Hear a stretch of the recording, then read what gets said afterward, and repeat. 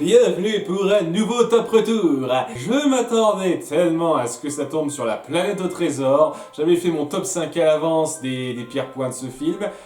Et vous m'avez surpris en choisissant le bossu de Notre-Dame. D'accord. Oui, c'est un film sur lequel je pensais avoir été relativement exhaustif, mais vous voulez que je revienne dessus, et très bien. Il y aura 2-3 détails sur lesquels je ne me suis pas vraiment penché dans ma critique. C'est sur ça que je vais un petit peu me pencher davantage dans cette vidéo. Et j'ai pas grand chose d'autre à dire. On se lance tout de suite dans le top 7 des pires points du bossu de Notre-Dame. Le monde est cruel, le monde est méchant. Numéro 7, la disculpation de l'Église.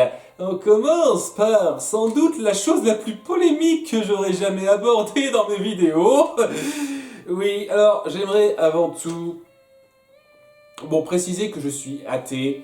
Voilà, j'ai pas vraiment envie que ce soit particulièrement pris en compte dans mes critiques, mais voilà, je suis athée, je crois en rien, et je n'ai aucun avenir, tout ça, le diable m'attend.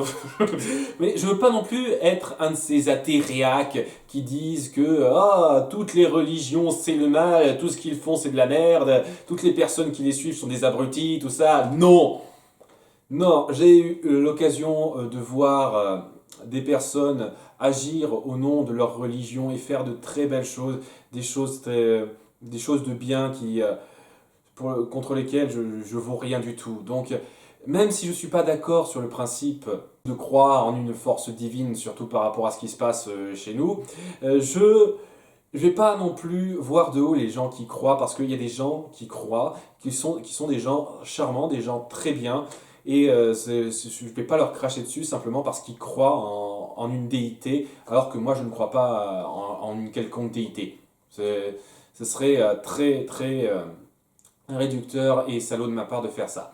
La raison pour laquelle j'insiste sur ce détail-là, c'est que je connais le livre de Victor Hugo, je connais le roman. Ça fait partie des quelques livres de base que j'ai un peu suivis dans ma vie. J'ai pas lu des tonnes de livres, mais celui-là je l'ai lu. Et donc, c'est un truc que j'aime bien avec l'histoire de Notre-Dame de Paris de Victor Hugo, c'est que ça dépeint bien l'église de l'époque. Et l'église de l'époque, c'était un petit peu des sales cons. Les croisades, la façon dont l'église supportait énormément de sales trucs. Et je n'apprécie pas particulièrement le fait qu'ils aient complètement édulcoré le rôle de l'église dans les méfaits de ce film. Qu'on soit d'accord, il y a des choses que j'apprécie dans les changements de l'adaptation. Le fait que Phébus, par exemple, ne soit pas un connard fini, et que ça crée une espèce de pseudo-triangle amoureux entre lui, Esmeralda et Quasimodo, c'était intéressant, je trouvais que c'était très bien géré pour le personnage de Quasimodo notamment. Mais cette façon de disculper l'église de tous les méfaits de l'histoire du bossu de Notre-Dame, en faisant de Frollo un juge, c'est-à-dire une personne qui n'est pas du tout religieuse à la base, mais qui s'est autoproclamée religieuse, et le fait que les gens qui s'en prennent aux pauvres et qui gèrent tout ça ne soient pas juste des fanatiques religieux qui suivent leur maître croyant, mais juste des connards finis et c'est tout, c'est gênant. C'est gênant. Ça ôte du poids à l'histoire.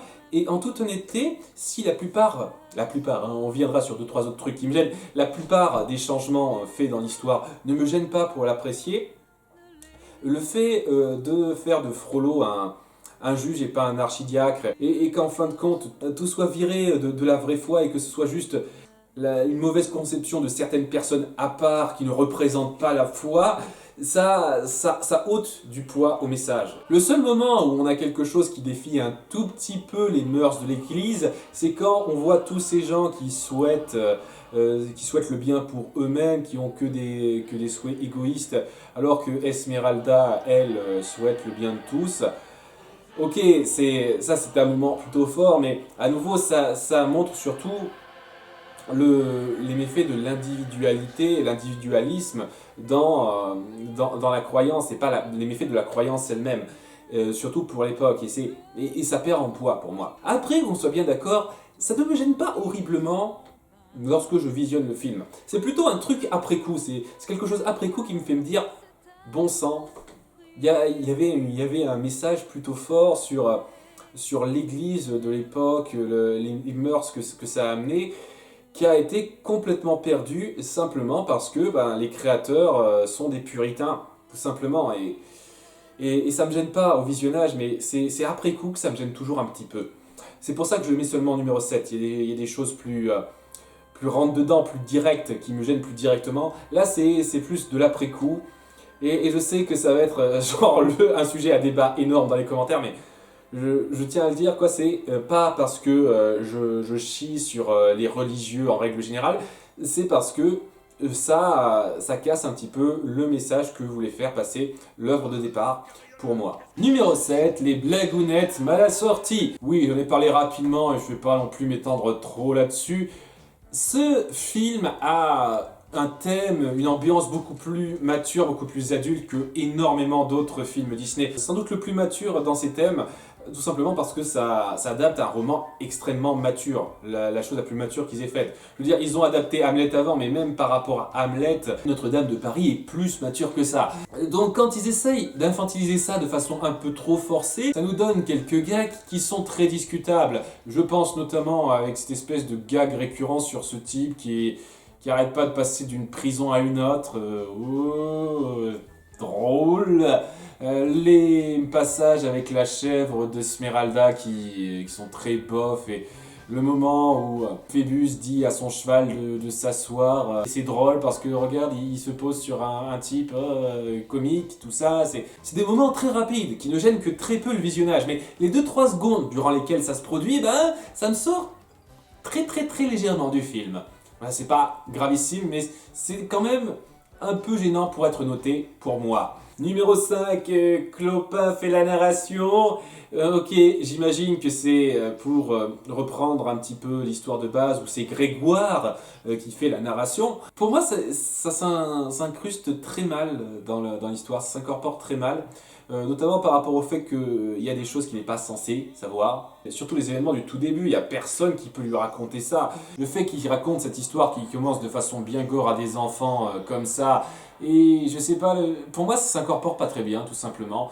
Il y avait pas besoin de faire cette espèce de mise en scène. Ça aurait pu passer sans trop de problèmes si on n'avait pas montré Clopin, justement. Si on l'avait juste entendu chanter au-delà de ce qui se passe, et c'est tout, mais c'est pas le cas. Et je sais pas trop, la narration de départ et la façon dont ça se conclut très rapidement, histoire de dire « Ah, vous vous souvenez, Clopin a raconté ça ?» Je veux dire... Hein. C'était pas la peine, hein. J'adore Clopin, hein. C'est un très bon personnage, mais c'était vraiment pas la peine. Numéro 4, l'amour entre une gargouille et une chèvre. De tous les trucs que vous pouviez reprendre dans le film suivant, c'est le truc sur lequel vous avez décidé de vous centrer à fond, apparemment, mais... Ouais, c'est encore pire dans le deuxième film, mais n'empêche que dans le premier film, c'est débile aussi. Je sais pas quoi dire de plus, c'est... Peut-être une gargouille qui en passe pour une chèvre, merde. Qu'est-ce que vous voulez que je rajoute ? Numéro 3, les règles de la fête des fous.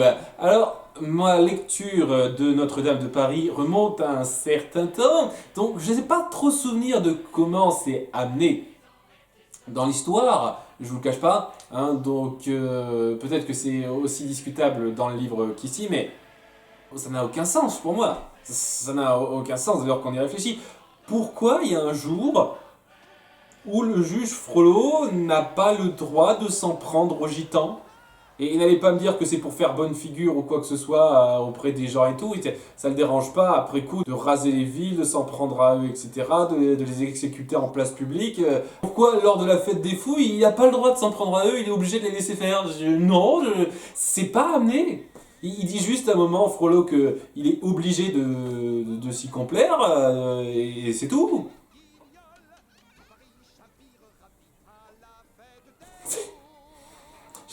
À nouveau, je sais plus du tout comment c'est amené dans le livre, et ça vient peut-être du fait que Frollo n'est pas un juge, n'est pas quelqu'un qui représente la loi, mais quelqu'un qui représente la religion à la base, même si la loi et la religion sont très proches à cette époque-là, sont très étroitement liés, mais ça n'a aucun sens pour moi, ce truc-là, le fait qu'il soit obligé de le faire.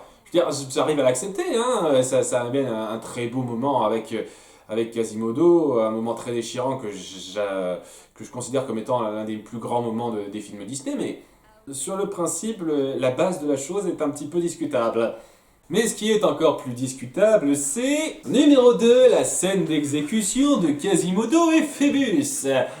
Ok, je trouve sincèrement que les gitans sont mal gérés, à pas mal d'égards. Dans Notre-Dame de Paris, c'était pas juste du manichéisme, et ça allait très bien. Ça me dérange pas du tout qu'ils aient rendu l'histoire plus manichéenne à la base. Une bonne histoire manichéenne, ça passe très bien, c'est pas le problème. Le truc, c'est que maintenant que vous avez rendu cette histoire manichéenne en faisant de Frollo le gros méchant avec ses grands méchants gardes, on est censé être complètement du côté des gitans. On est d'accord, hein, c'est pas moi qui vais chercher trop loin là. Les gitans sont les gentils, le pauvre peuple d'opprimés qui sont mal vus par les gens et qui vont apprendre avec ces sales préjugés à mieux être acceptés à la fin. Et bien dans ce cas-là, ça aide pas du tout qu'ils soient prêts à tuer Quasimodo et Phébus en l'espace de 2 minutes, simplement parce que ce sont des sales cons qui représentent les autorités qui nous pourchassent, on les tue tout de suite.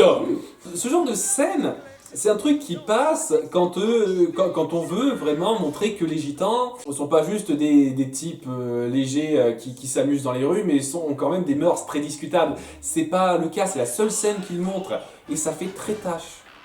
Très tâche avec le reste du film. Pour moi, ça fout un petit peu en l'air le fait qu'on est censé être de leur côté, très sincèrement. Et c'est d'autant plus dommage qu'on a une chanson entraînante, une belle interprétation de la part de Clopin, mais n'empêche qu'en termes de psychologie, ça aide pas vraiment à être complètement pris dans le camp des gentils à la fin. Et c'est dommage, un peu dommage pour moi. Et numéro 1, les gargouilles, sans grande surprise. Il y a des gens qui ont essayé de balancer l'argument, l'hypothèse comme quoi il serait dans sa tête. Et vous savez quoi, mais je serais 100% pour. Si c'était pas contredit par quasiment chacune des putains de scènes où ils apparaissent. Et c'est tellement clair qu'ils ont une incidence sur chacune des actions qu'on les voit faire que pour moi, c'est impossible à envisager qu'ils soient dans la tête de Quasimodo. Ils sont réellement présents parce qu'il y a la magie à Notre-Dame et c'est pas trop grave ça. Notre-Dame contient de la magie, elle peut réanimer les objets, c'est ok. Vous savez quoi, il y a de la magie, c'est pas grave, ça me dérange pas ça. Le problème c'est qu'ils sont lourdingues. Ils sont tout simplement lourdingues. Leurs interventions alourdissent complètement le scénario. Ils amènent un tas d'anachronismes pas drôles. Je ne sais pas quoi dire de plus. C'est comme la scène avec la chèvre. Je me dis, qu'est-ce que vous voulez que je vous dise? C'est lourd, c'est pas drôle. C'est clairement du gros remplissage pour plaire aux tout petits en se disant oh mon dieu, on fait un truc trop mature, il faut qu'on crée ces personnages pour pouvoir accrocher les petits. Et je vais vous dire une chose, ça m'a pas accroché quand j'étais petit. J'ai parlé rapidement des blagounettes, ça m'a sorti 2-3 secondes quand ça arrivait. Les gargouilles, ça m'a pas sorti 2-3 secondes du film. Chacune de leurs interventions qui durait bien facile 30 secondes, 1 minute, m'a complètement sorti du film. C'est des passages que je mets en accéléré chaque fois que je me regarde le film parce que ce n'est pas drôle, ce n'est pas intéressant, ça n'aide pas à faire évoluer la psyché de Quasimodo, c'est inutile. Le seul moment où j'arrive à les apprécier un petit peu, c'est quand ils essayent de libérer Quasimodo de ses chaînes. C'est le seul moment où j'arrive à les trouver un tant soit peu supportables et à les trouver un tout petit peu attachants. Sinon, lourdingue, tout simplement lourdingue. Et c'est très décevant dans un film qui réussit très bien ses personnages à côté de ça. Il n'empêche que ça reste un film extrêmement bien fichu, avec une histoire grandiose la très grande majorité du temps, des personnages très bien foutus, très attachants, très prenants, et des musiques vraiment mémorables, sans doute dans mon top 5 des meilleurs BO Disney. Et malgré ces quelques petits défauts qui m'empêchent de le juger comme étant un réel chef-d'œuvre, il n'en est pas si loin que ça pour moi. Merci à tous d'avoir suivi, n'oubliez pas de voter pour le prochain top retour que vous voudrez voir le mois prochain. À très bientôt, bye. Allez, salut tout le monde. Wahahou!